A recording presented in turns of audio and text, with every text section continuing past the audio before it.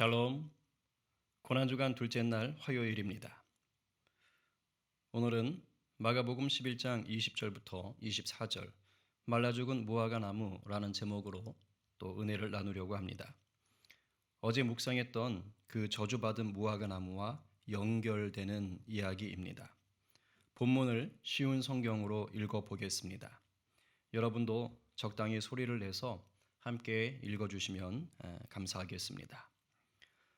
아침에 지나가다가 제자들이 무화과 나무가 뿌리부터 말라버린 것을 보았습니다. 베드로가 생각이 나서 예수님께 말했습니다. 선생님, 보세요. 저주하셨던 무화과 나무가 말라 죽어 있습니다. 예수님께서 대답하셨습니다. 하나님을 믿어라. 내가 너희에게 진정으로 말한다. 누구든지 이 산을 향하여 뽑혀서 바다에 던져져라 하고 말하고 마음속에 아무 의심 없이 말한 대로 될 줄 믿으면 그대로 이루어질 것이다. 그러므로 내가 너희에게 말한다. 너희가 기도하고 구한 모든 것은 받은 줄로 믿어라. 그러면 이루어질 것이다. 베드로와 제자들이 뿌리부터 말라 죽어 있는 무화과 나무를 보게 됩니다. 어제 예수님이 저주했던 그 나무 말입니다. 제자들이 보고 깜짝 놀랐습니다. 어젠 예수님이 이 무화과 나무를 향해서 말라 죽으라고 저주한 게 아니기 때문입니다. 그냥 사람들이 다시는 이 나무에서 열매를 먹지 못할 거다라고 저주하셨거든요. 그랬으니까 제자들 생각에 무화과 나무가 바싹 말라버릴 거라고는 생각할 수 없었던 거지요. 그런데 오늘 보니까 이게 뿌리부터 잎사귀까지가 전부 말라서 죽어버린 겁니다. 깜짝 놀란 제자들이 예수님께 외친 겁니다. 선생님 보세요. 저주하셨던 무화과 나무가 말라 죽어 있습니다. 예수님 말씀 한마디에 무화과 나무가 이렇게 빨리 말라 죽은 게 신기하다는 반응인 겁니다. 그러자 예수님께서 제자들의 이 반응을 보고 즉시 이제 신앙 교육으로 들어가십니다. 우리 예수님은 정말로 대단한 선생님이십니다. 오늘 신앙 교육의 내용이 믿음과 기도에 대한 것입니다. 하나님을 온전히 믿고 그 믿음으로 기도하면 불가능해 보이는 일도 이루어진다라는 내용이죠. 유대인들에게 산을 옮긴다는 것은 현실적으로 불가능한 일을 말할 때 쓰는 용어입니다. 예수님의 이 말씀은 우리 믿는 자들에게 큰 힘이 됩니다. 믿음과 기도의 힘이 얼마나 강력한지 알려주기 때문입니다. 그런데 많은 분들이 이 본문을 너무 좁게 묵상해서 오해를 하곤 합니다. 그러니까 예수님의 이 기도하라는 말을 마치 기도가 도깨비 방망이나 되는 것으로 여기는 것이죠. 내가 하나님을 굳게 믿으니까 그러면 이제 내가 기도하면 그대로 이루어질 거야 라고 생각을 합니다. 그러면서 내가 원하는 대로 응답받는 기도에 초점을 맞추는 거죠. 그러니까 내가 원하는 게 중심이 됩니다. 그러나 이건 본문을 잘못 묵상한 것입니다. 예수님이 제자들에게 말씀하시는 건 원하는 대로 기도하면 원하는 대로 다 응답받는다가 절대 아닙니다. 22절에서 말씀하신 하나님을 믿어라. 이게 먼저인 것을 눈여겨보셔야 합니다. 하나님을 믿으라는 말씀이 뭡니까? 내가 기도하는 대로 무조건 응답하실 하나님을 믿어라 이겁니까? 아닙니다. 하나님을 나의 주님으로, 나의 창조주로 믿으라는 겁니다. 나는 죽고 하나님 뜻대로 살기로 결단하라는 내용입니다. 그런 후에 하나님이 원하시는 것이 무엇인지 아는 자가 되어서 그것을 놓고 그것을 위해서 기도하라는 말이지요.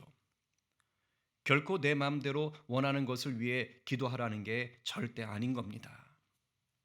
나의 주인 되신 나의 하나님이 나에게 원하는 것이 무엇인지를 알아서 그걸 놓고 기도하라는 것입니다. 내가 하나님 안에 거하면 하나님의 소원이 내 소원이 되고 내 소원은 하나님의 소원이 되는 그런 놀라운 모습이지요. 빌립보서 2장 13절에 이렇게 말합니다. 너희 안에서 행하시는 이는 하나님이시니 자기의 기쁘신 뜻을 위하여 너희에게 소원을 두고 행하게 하시나니. 이런 믿음의 기도를 하는 저와 여러분 되기를 축복합니다. 그런데요, 사실 오늘 이 본문은 지금 말한 것보다 더 깊은 의미를 담고 있습니다. 우리가 성경을 볼 때 맥락을 봐야 됩니다. 맥락을 통해 보면 더 깊이 묵상할 수 있습니다. 오늘 본문은 성전 정화 사건 바로 다음에 나옵니다. 그리고 성전 정화 사건 바로 앞에는 이 무화과 나무가 저주받는 사건이 나옵니다. 그러니까 예수님이 성전을 깨끗하게 하신 그 사건을 가운데다 두고 앞뒤로 무화과 나무 사건이 나오는 겁니다. 잎만 무성하고 열매 없는 무화과 나무를 저주한 사건, 그리고 다음에 만민이 기도하는 집인 성전을 장터로 만든 것, 그것을 청소한 사건, 그리고 그 다음에 뿌리까지 말라버린 무화과 나무를 보며 믿음과 기도에 대해 교육하신 사건. 자, 여러분, 뭔가 새로운 게 보이십니까? 무화과 나무는 이스라엘을 가리킨다고 말씀드렸지요. 잎만 무성하고 열매 없는 무화과 나무는 주님 앞에서 위선적인 이스라엘이라고 했습니다. 그리고 그 위선의 대표적인 행동이 뭐라는 겁니까? 바로 만민이 기도하는 집인 성전을 가지고 돈벌이 수단으로 이용한 걸 얘기합니다. 그런데 그 뒤에 이 무화과 나무가 뿌리까지 말랐지요. 뭐지요? 바로 위선적인 이스라엘의 멸망, 위선적인 활동으로 꽉 찬 성전을 심판하신다라는 것을 말하는 겁니다. 그렇게 뿌리까지 말라버린 무화과 나무를 보며 예수님이 바로 믿음과 기도에 대해 말씀하신 겁니다. 그런데 23절에 보니까 이렇게 말씀을 하셨어요. 이 산을 향하여 뽑혀서 바다에 던져져라. 이게 기도 내용 아닙니까?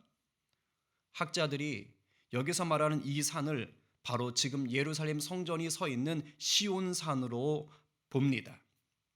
그렇다면 23절은 만민이 기도하는 집으로서의 사명을 감당하지 못하는 바로 그 성전을 뽑아서 바다에 던지라는 뜻이 됩니다.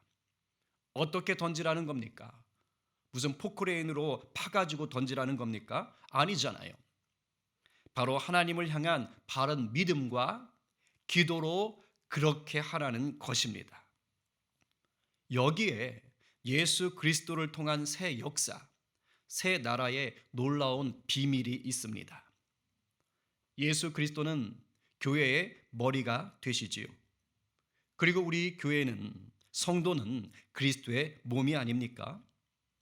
에베소서 1장 23절에 교회는 그의 몸이니 만물 안에서 만물을 충만하게 하시는 이의 충만함이니라.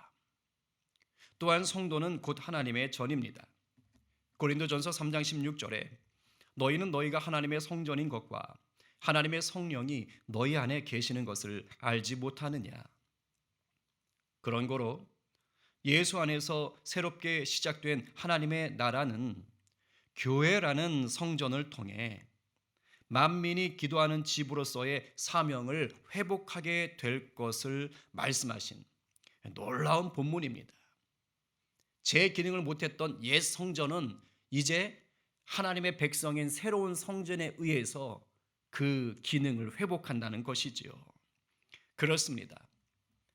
우리가 왜 예수 그리스도의 고난을 깊이 묵상해야 합니까? 그 이유가 여기 있는 것입니다. 십자가 고난을 통해 시작된 새하늘과 새 땅의 역사가 있기 때문입니다. 그 새하늘과 새 땅의 역사 속에 저와 여러분이 주님의 자녀로 입양되었기 때문입니다. 예수 그리스도를 통해 새하늘과 새 땅을 일궈가는 착하고 충성된 종으로 부름받았기 때문인 것입니다. 이 놀랍고 감격스러운 사명을 우리가 어떻게 해야 잘 감당할 수 있는 것입니까? 주님을 온전히 나의 주인 삼고 주님 뜻대로 기도하며 도전하며 나아갈 때 감당하게 하십니다. 이 벅찬 은혜가 저와 여러분의 삶 속에서 날마다 선한 열매로 맺히게 되길 소망하며 축복합니다. 오늘 함께 나눌 기도 제목입니다. 첫 번째, 하나님의 성전된 우리가 기도하는 집의 사명을 잘 감당하며 하나님의 뜻을 이루는 자가 되게 하옵소서. 두 번째, 이 땅의 교회들이 만민이 기도하는 집으로서의 사명을 온전히 감당하게 하옵소서. 세 번째, 신구 정부의 인수인계가 주님의 은혜 가운데 이루어지고 주님을 더욱 높이는 나라로 나아가게 하옵소서. 이제 제가 기도하고 마칠 텐데 제 기도가 마치면 오늘의 기도 제목을 좀 더 보시면서 기도하시고 또 하루 동안 무시로 기억하시며 기도하시기를 바랍니다. 기도하겠습니다. 사랑의 주님, 우리를 십자가 보혈로 새 피조물 되게 하시니 감사합니다. 새 하늘과 새 땅을 세워갈 예수의 제자로 부르시니 감사합니다. 성령이 거하는 하나님의 전임을 알고 예수님만을 주인 삼게 하옵소서. 그래서 예수님 뜻대로 기도하여 예수 능력 누리고 천국 열매 맺게 하옵소서. 먹든지 마시든지 무엇을 하든지 그것이 주님의 영광 되게 하옵소서. 예수님의 이름으로 기도합니다. 아멘.